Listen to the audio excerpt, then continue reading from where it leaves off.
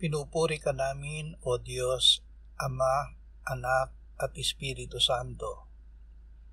Salamat, Ama, na ibinigay mo sa amin si Jesus na iyong anak, na namatay para sa aming kasalanan, iyong muling binuhay, iniakyat at iniluklok sa iyong kanan sa langit. Salamat na ibinigay mo sa amin ang iyong banal na Espiritu, at sa pamamagitan niya ay ibinuhos mo ang iyong pag-ibig sa aming puso.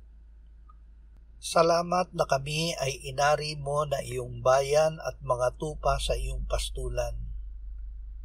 Bigyan mo kami ng biyaya na makilala ka naming lubos na ikaw ang aming pastol at tagapag-alaga.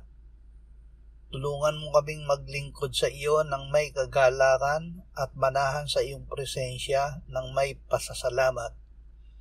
Panginoong Hesus, aming mabuting pastol, salamat sa iyong buhay at ang kasaganaan nito na ibinigay mo sa amin.